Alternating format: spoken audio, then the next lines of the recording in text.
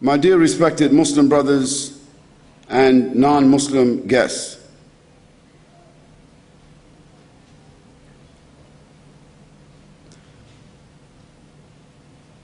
I'm very grateful to be here tonight, and I'm feeling very honored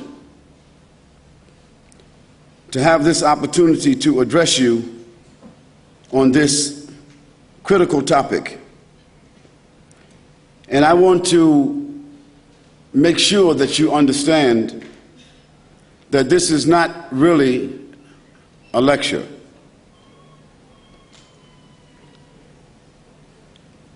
I'm not prepared to lecture on this particular topic as if I have some special credentials to speak about the purpose of life. Actually, it's a sort of advice. An advice even to myself.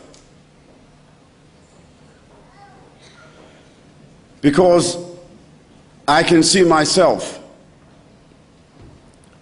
sitting where you're sitting. A few years ago, it seems almost like a few days ago, a non-Muslim, in particular a Christian, a human being, the ethnicity or the nationality, it doesn't really matter. But an individual, a person who at that particular time did not know exactly, could not answer for myself, what is the purpose of life?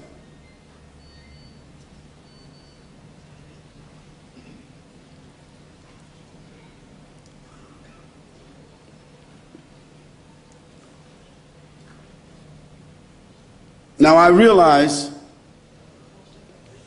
that in order for me to deliver this information to you, it will take some of your precious, critical time. And no one has even a minute of life to waste.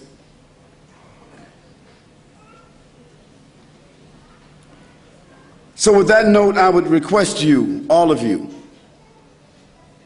to think of what I'm saying to you as information and advice. Now, this information may seem to be somewhat extensive, but when you consider the capacity of the human brain, the amount of information that it can store, the amount of information that it is able to process and decipher, then I don't think that the information that I'm going to share with you tonight will necessarily overburden you. Now, it is my responsibility to address the topic, what is the purpose of our life? And also to ask you the question, what do you know about Islam? I mean, what do you really know about Islam? Not what you read in the newspapers, not what you saw on television that was prepared for you, not the preconditioned information that came from people who had their own prejudices and their own limited views. But what do you really know about Islam? What facts do you really have about Islam and Muslims? Not necessarily even what have you seen in the action of some Muslims whom you may know, for that may not be an accurate reference either.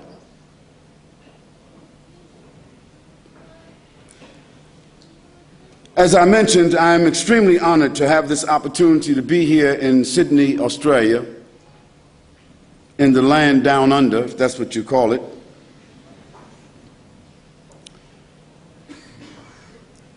And I would like to begin by saying that all of you have an equal responsibility with myself.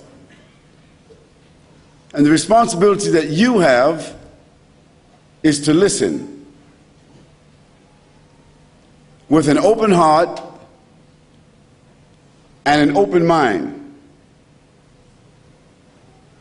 Now, in a world filled with prejudice and cultural conditioning, it is extremely hard to find people that are willing to be objective for a moment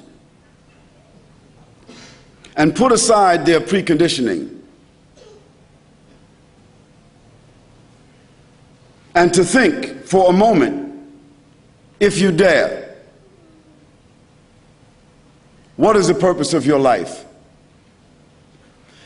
Now, what I mean by open heart and open mind is very simple. And you can try this when you get home. It's no tricks to it. Turn the glass upside down and see if you can pour yourself a glass of water. You can pour all day. You'll never fill the glass. The mind and the heart are receptacles for information and values. Minimally, you have to listen in order to receive it. And you have to remove for a moment the obstructions.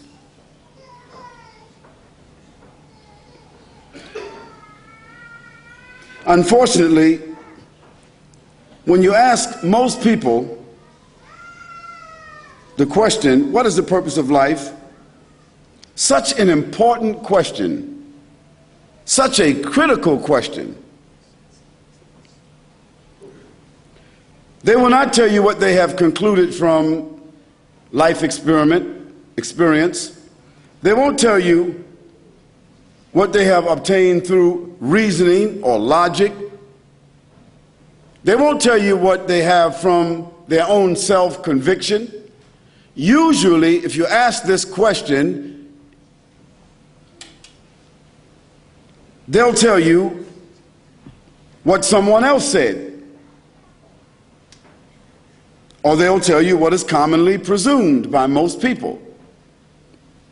What my father said the purpose of life is. What my mother said the purpose of life is. What the minister of my church said the purpose of life is. What my teacher or my professor in school said what the purpose of life is. What my friend said. If I ask anyone about the purpose of eating, why do we eat? Everyone will say in one way or another, we eat for nutrition. Very simple. If I ask anybody, why do they work? They say, I work because I have to support myself and my family in an honorable way. A simple answer to a simple question. If we ask a series of questions like that, why do we wash? Why do we dress? They will answer all of these questions by saying, this is very simple. This is a common necessity for all human beings. And if you ask this question to 100 people, in 100 different places in the world, you will get just about the same answers.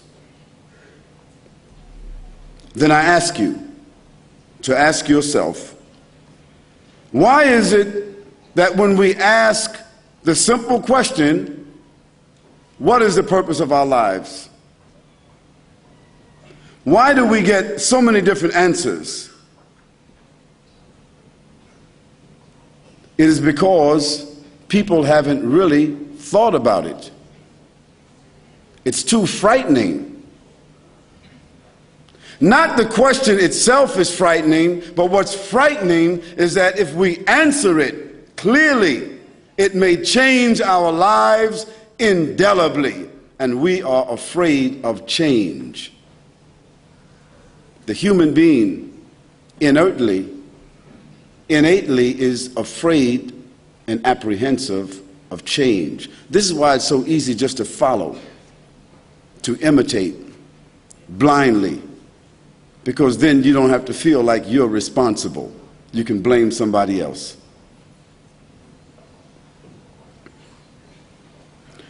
Well, think about it tonight. Is our purpose in this world simply to eat and sleep and dress and work and acquire some material things and enjoy ourselves? Well, the hedonists, they will tell you, that is the pleasure seekers, the worldly people who only want to enjoy themselves, who are only concerned about taste and touch and feel and smell and have and possess.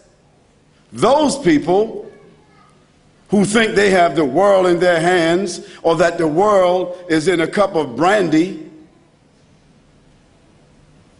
they will tell you that life is only for enjoyment, so enjoy all that you can.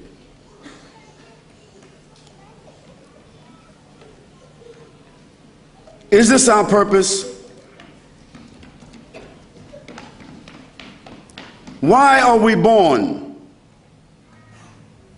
What is the object of our existence?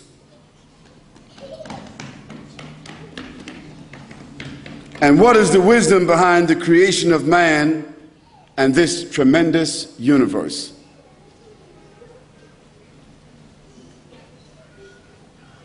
Think about that question. Think about it seriously. Now, some people will argue that there is simply no proof of any divine origin of this world. And there's no proof that there's a God. And there's no proof that this universe has come about through any divine purpose. There are those who argue that, and some of them, they occupy some of the higher places in academia, in government. Some of them occupy some of the elite positions in society and in our lives. Some of them are called central personalities, but they themselves are confused. They also have their own frustrations. And I'd like to share a statistic with you. The greatest amount of misery, the greatest amount of suicide, the greatest amount of confusion and disparagement exist among that class of people. So evidently, even they don't have the answers.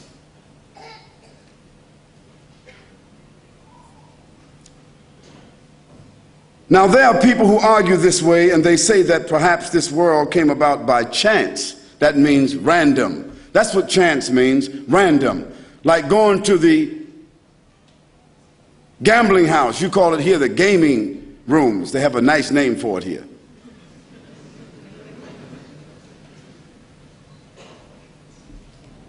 It's a place of immorality. It's a place where you put your life savings on the line. You're trying to get something for nothing. You put your hard-earned money.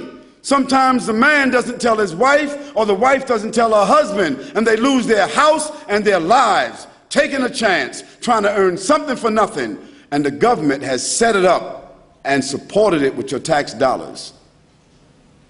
And you're so foolish that you think that after you gamble for 5 years and you've lost $50,000 or $60,000, that if you win $25,000, you get real happy.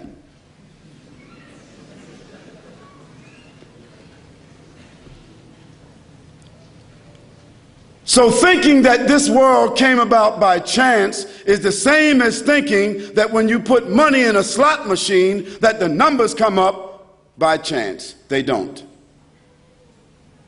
Everybody knows that the casinos are rigged and only the house wins all the time.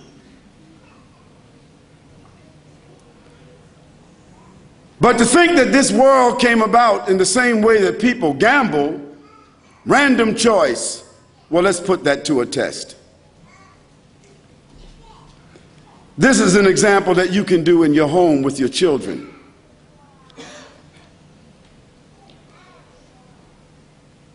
Take 10 marbles, number them 1 to 10, and put them inside of a bag and shake the bag. And then close your eyes without looking inside that bag. Pull out number 1, pull out marble number 2, pull out marble number 3, in that order. Just 10 marbles, that's all. 5, 10.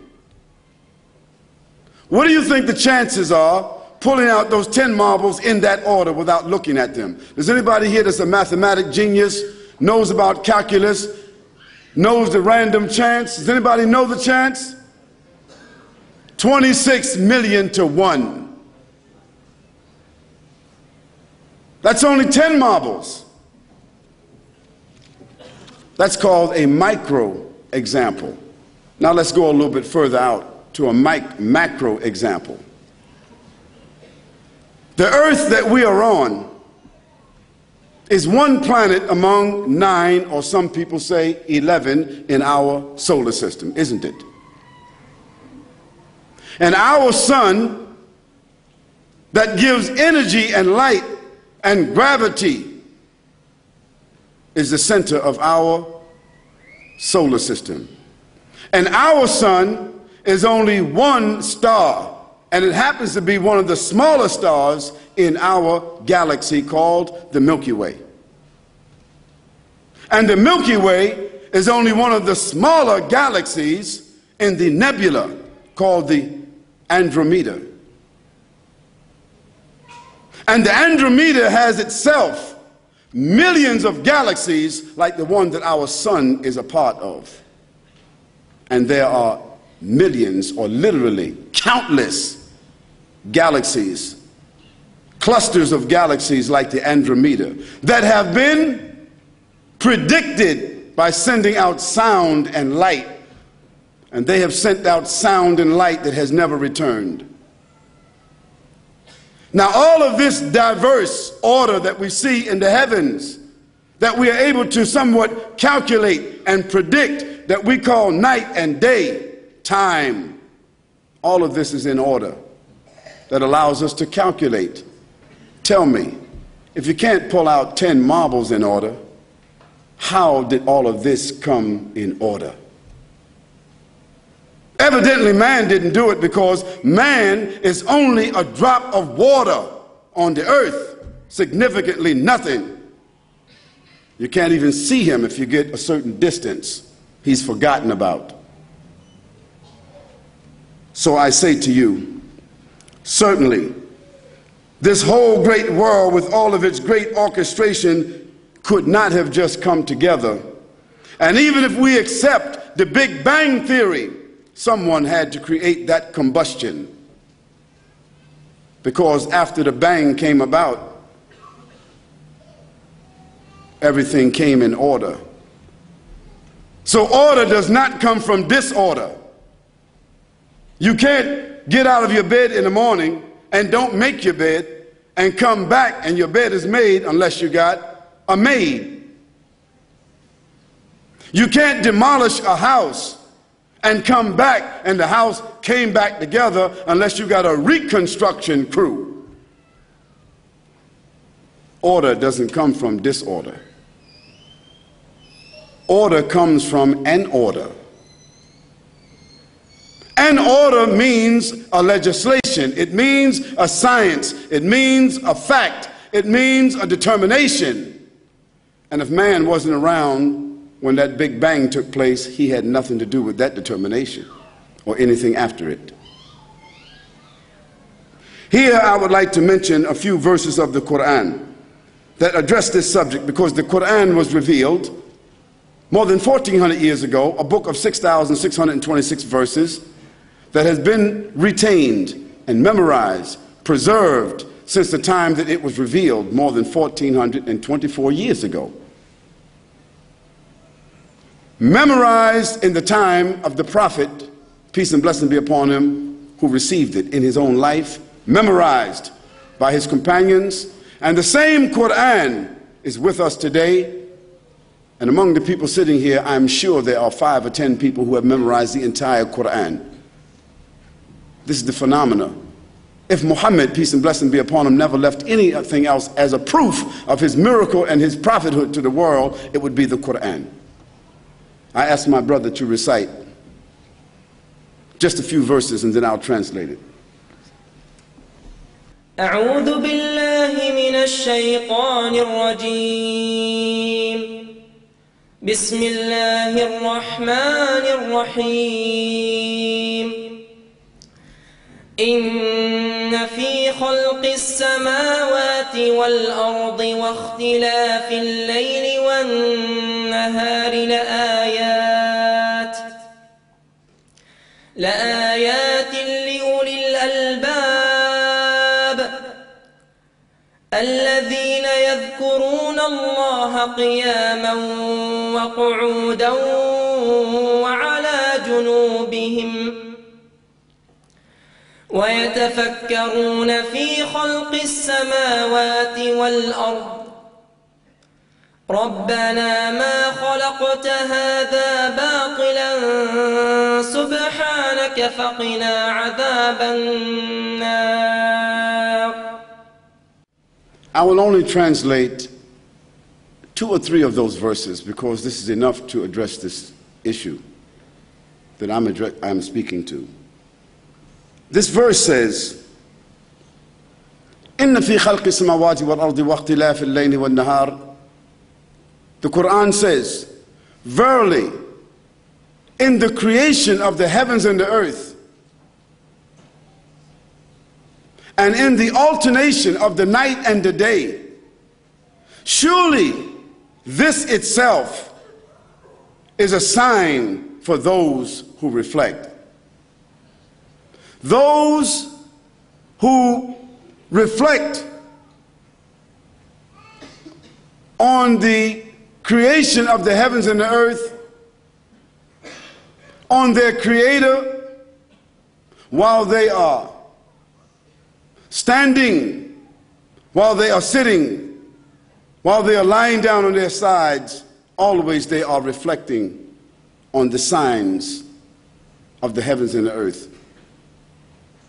They say, our Lord, our sustainer, not for any vain, foolish, random purpose have you created all of this, so save us from the chastisement of the fire.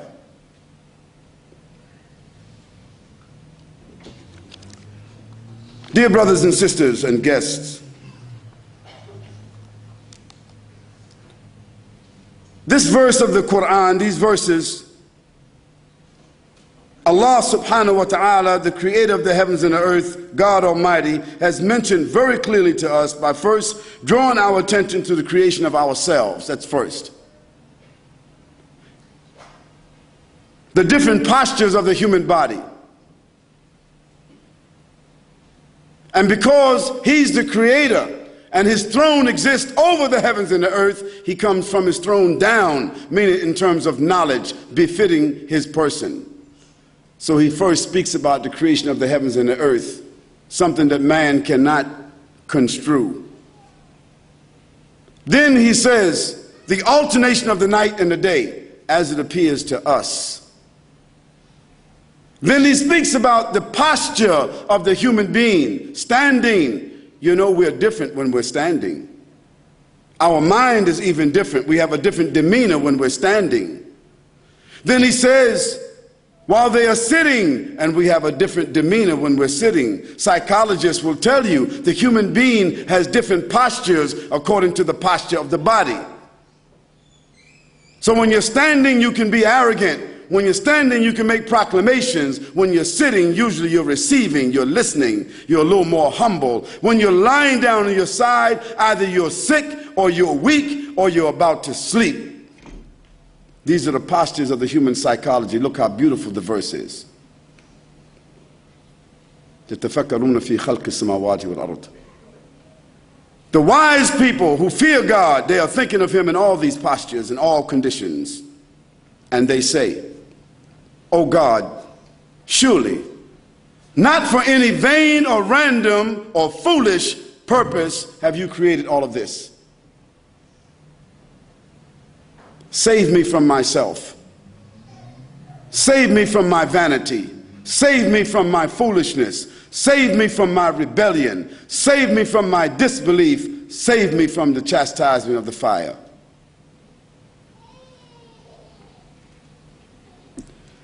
Dear brothers and sisters, certainly there's a creator, and certainly that creator deserves to be acknowledged, and certainly that creator deserves to be obeyed, and definitely that creator has no associates or comparisons.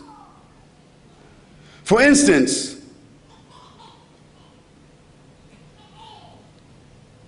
we have to ask ourselves a further question. When you see a bridge, a building, an automobile, you automatically consider the person or the company that designed it. You would never think, when you look at these new cars, this new technology, you would never think that it created itself or it just happened to be there. Let's take something a little more simple. If you were walking out in the outback, that's what you call it here, isn't it? If you were walking in the outback, we call it the desert in America, and you saw a watch, a very expensive watch, maybe like the watch that I'm wearing here, like not expensive but intricate, a world time, 3 or 4 different alarms on it. If you saw a watch laying down on the ground, would you think to yourself that it was always there? No. You would think someone left it there because you know that it is not part of the natural landscape. It's not part of that environment. It has been designed by someone and lost by someone, wouldn't you? This is just a watch. It's not really that intricate. It's not like the human eye. It's not like the sun. It's not like the earth with its different ecosystems. It's not like that. So how could you think that this watch had a designer, but this universe doesn't have a designer? It just came about.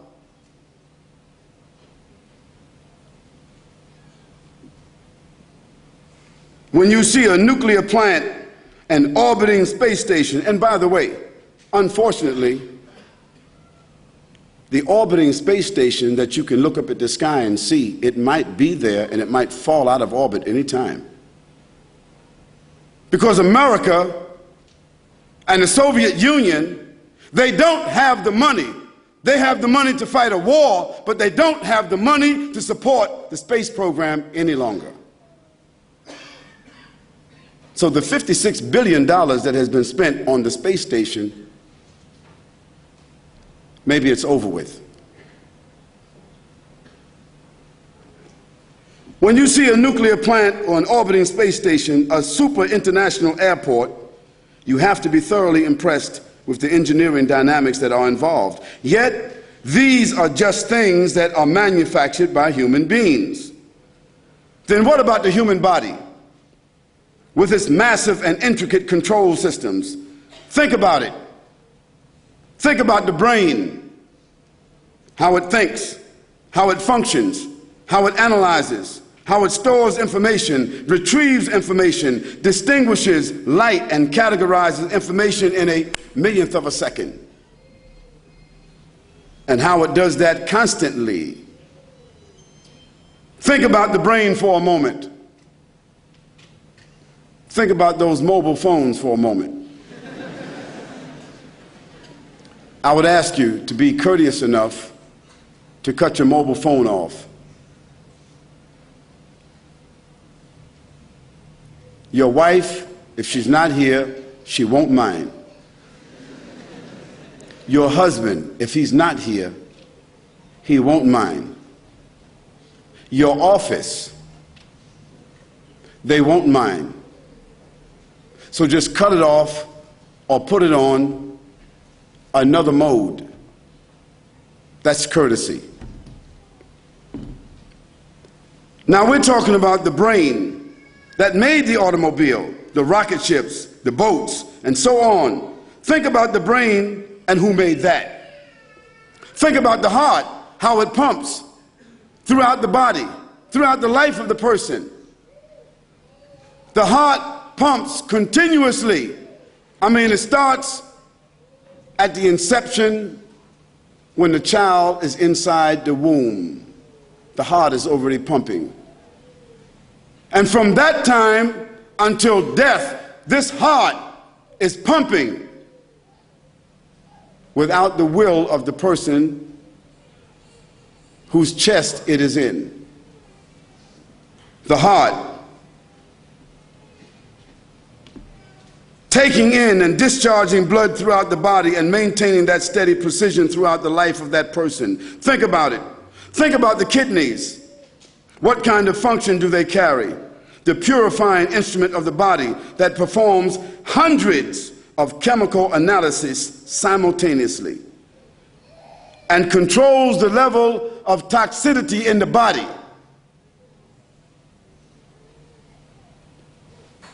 And it does this automatically.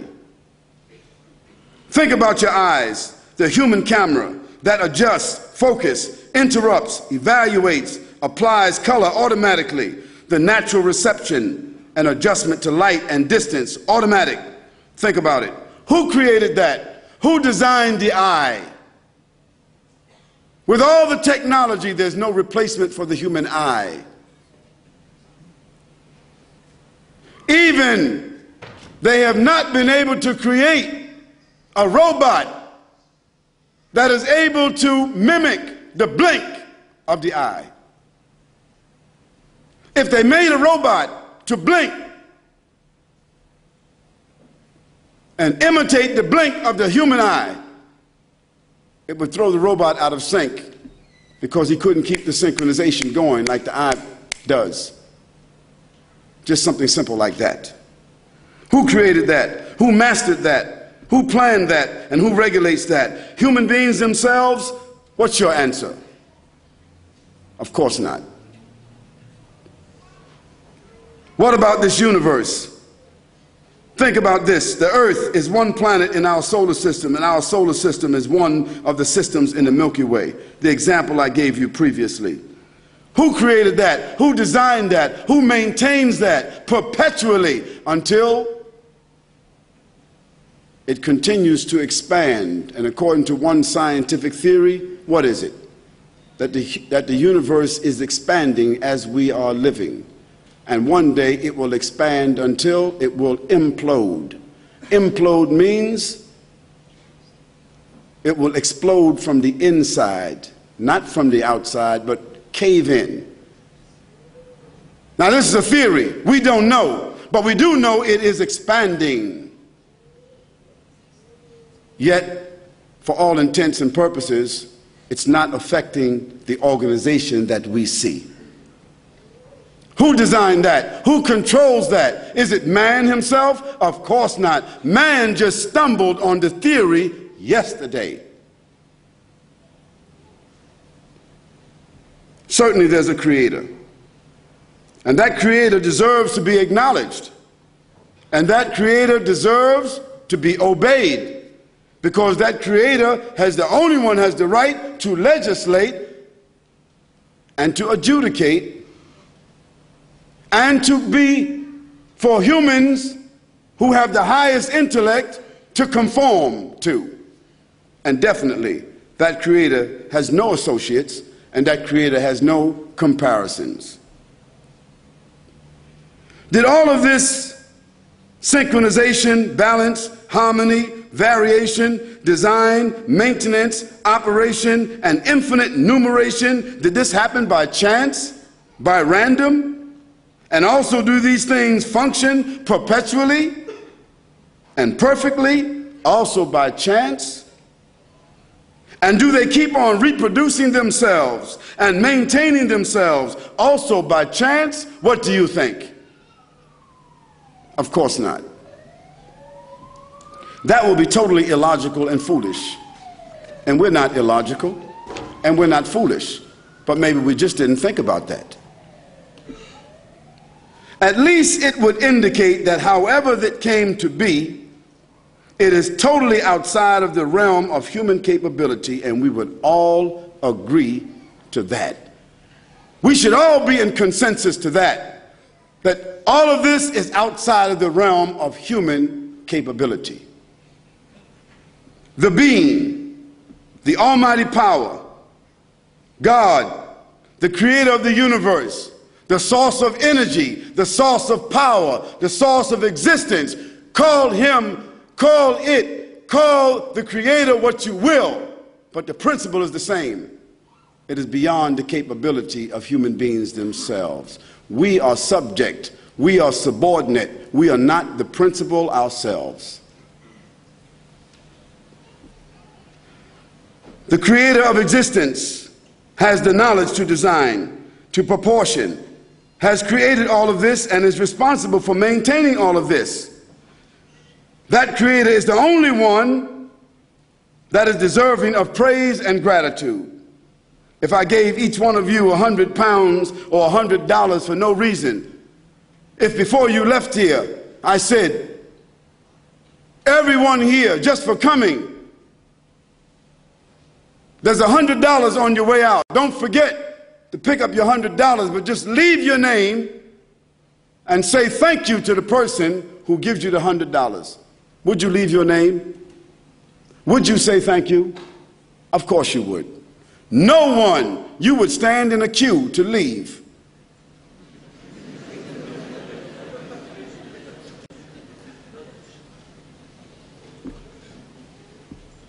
So I ask you,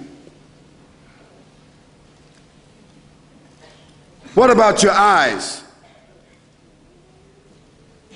What about your kidneys? What about your brain? What about your life? What about your breath? What about your children? What about the life, the opportunities, the resources that you have been given? Are you grateful for that? Or do you say, I earned all of that?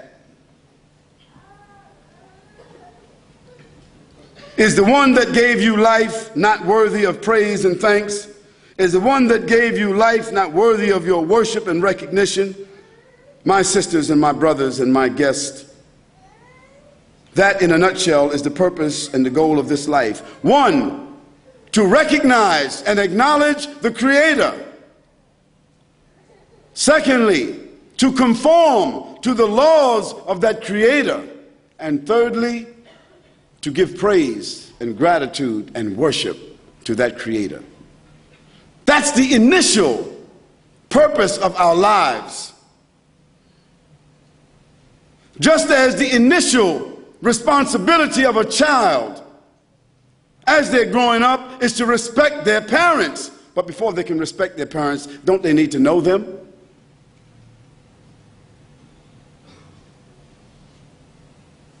You know your parents. Therefore, you respect your parents because you know that you wouldn't be here if they were not your parents. Secondly, they nurtured you. They guided you. They helped you through school and all your problems. And even if you don't fully respect them or listen to them, you have to be psychologically dependent upon them and grateful to them, obligated and indebted to them. So what about the Creator, who made your parents and their parents and their parents and their parents and their parents and their parents and the whole world? This whole cosmos that we are experiencing. Is that Creator not worthy of your recognition? Is that Creator not worthy of your respect? Is that Creator not worthy of your praise? Is that Creator not worthy of your worship? It is just as fundamental and even more fundamental than respecting or recognizing your parents.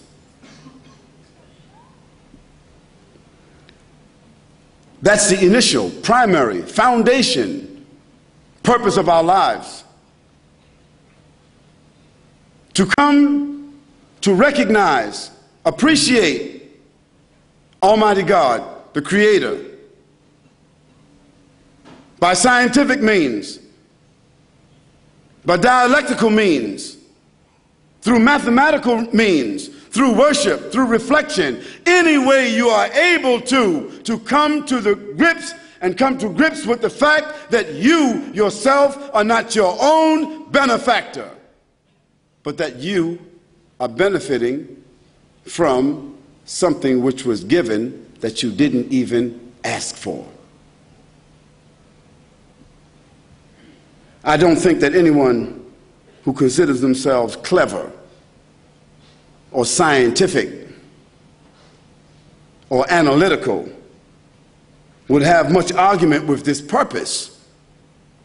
They may have their own set of rationales, their own justifications, their own ideas, their own theories, but it all boils down to the same thing.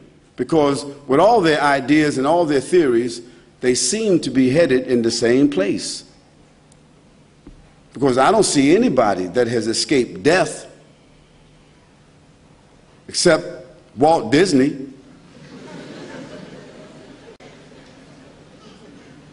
At least they would have us to think that.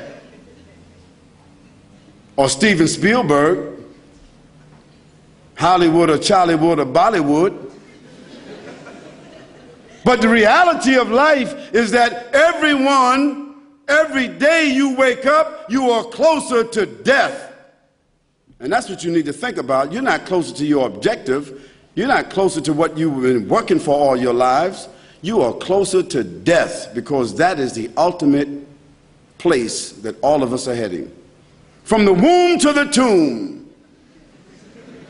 That's it.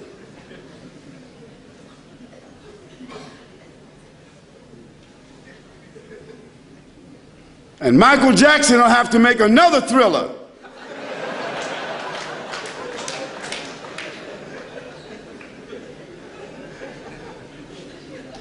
Brothers and sisters, this is something that you and I need to deal with seriously. We need to reconcile this issue. We need to resolve this issue. Don't let death sneak up on you because babies die. Adolescents die. Young, vibrant, intelligent, beautiful, well-endowed individuals die. Arrogant people die. Even executioners die.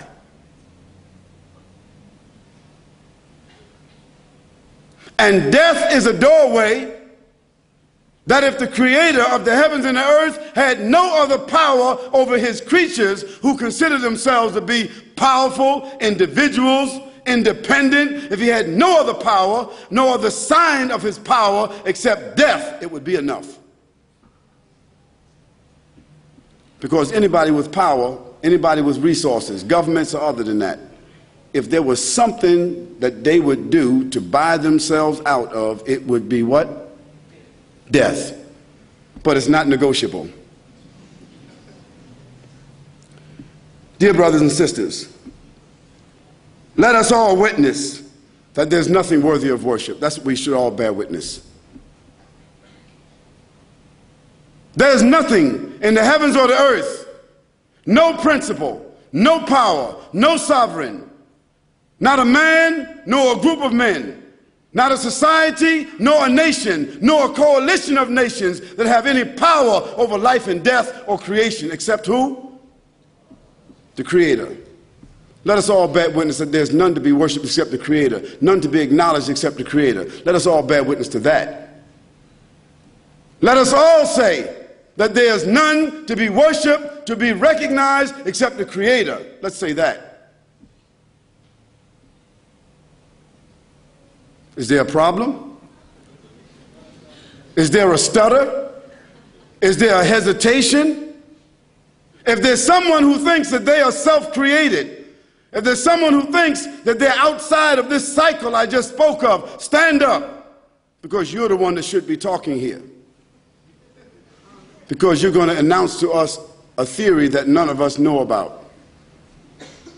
If not, we should all bear witness, or at least if I called your name and that was your name, you would come up here and say, if I said to you, somebody handed me an envelope and it said that someone by the name of David Matthews is the recipient of $2,000.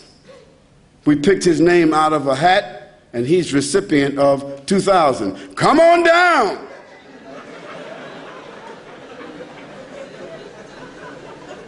If he was upstairs there, he might have fall out the balcony trying to get down here. You see. So for your own motivation, you have no problem.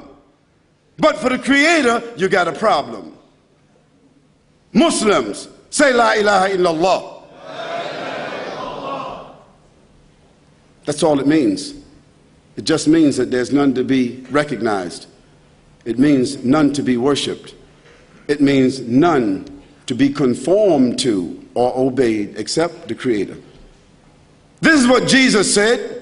This is what Moses said. This is what Abraham said. This is what David said. This is what Solomon said. Peace and blessings be upon all of them. This is what Isaac said. This is what Ismail said. This is what John the Baptist said. This is what Jesus Christ said. That's what the Prophet Muhammad, peace and blessing be upon him, said. All the prophets, all those men that received revelation from God, they all said one thing.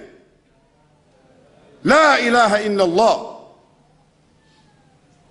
A simple statement, they said. Dear friends, dear Muslims, let us now discuss the second half of our topic. What do you know about Islam?